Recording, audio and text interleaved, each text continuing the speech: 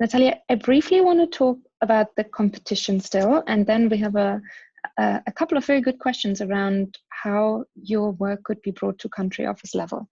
But first, let's talk about the innovation challenges that you run. And there's some questions around this competition and the selection criteria that you use. You mentioned there's something like 5,000 startups that apply. That's a huge number. So how do you review them, and what are the criteria that you use for that?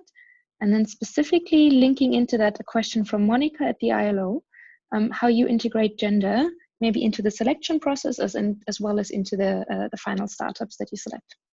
Perfect. So regarding the funnel, when you receive the funnel, we work with a platform that help us to do the first filter. And the first filter is very easy filter because it's a technological filter. So when, for example, some of the applications are not correct or they didn't fill every single detail, of course, you cannot review them. So regarding the global call, that is the most, or that is the biggest call, those two, to give you an example, from 2,000 applications that we received, half of them are not correct on the format, or they don't deliver well the form. So what we do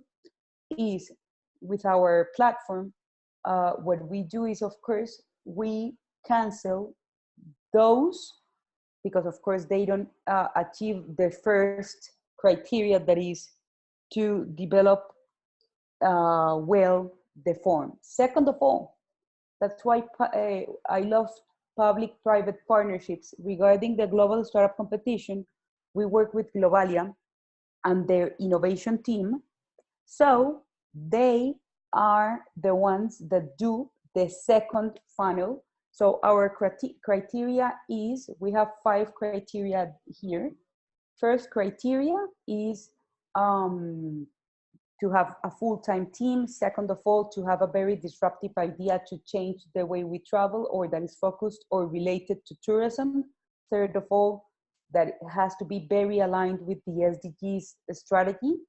Fourth of all, they have to, we work only with early stages or Series A startups. So we like startups that have pilot a project on the ground, on their country, and of course, that they are seeking for either funding or piloting the project in another country. And fifth of all, to be accelerated or supported by national accelerators or investors in the past, because that's the most important guarantee when you are trying to scale up this process and to present entrepreneurs to international investors, because that's the first filter they do. So with that said, when you have the startups there, there's a selection committee that is, of course, UNWTO is the leader of the committee, but on the other hand, we have different type of investors / corporates, of course, that have already invested on tourism, and with Globalia's innovation team in this case, we do a very short list in order to see which are the top startups from the world. So to be honest with you, it doesn't matter if there's no, because this is not a politician thing, it's a very technician thing. For example, if we don't see talent in one region of the world, we don't include those, but at least we then, after we develop the filter, we do a specific program, for example, for Africa, to help them to do like a more basic training for those entrepreneurs. So that's how we do the criteria and how we do the funnel. After that, we do at least 2 more committees, and then we have the short list. That is the short list that are 20 startups that are always pitching in front of the final jury. And the final jury is composed by the CEOs / vice presidents of innovation of the corporates that are helping us on this project, and the Secretary General and myself. So that helps us to have technical criteria, and to have a specialist on the matter there to have a very thick eye on the decisions we make. Regarding gender, this is a spectacular. I don't know if you know, but tourism sector is the sector that employs the most number of women when you compare with another economic sectors. But I have to say that when we have analyzed the gender and different things inside the competitions, I can say that more than 25 of the startups of our startup network are led by women. So that's a spectacular.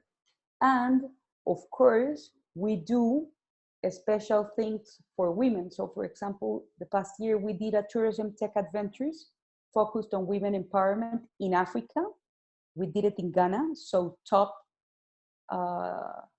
startups that were led by women pitch there in front of investors, corporates, etc., in order to help Africa to scale their business or to have funding on their business. That's like an example of the things that we do. And of course, I am one. Yesterday, I am always on conferences, as Joanna said. So I was in Facebook this Monday because we were talking just about that topic, how gender is one of the main things or the main challenges on investments and on tourism. So we are always taking into account the 17 SDGs and trying to help to accelerate them through the program of work that we run.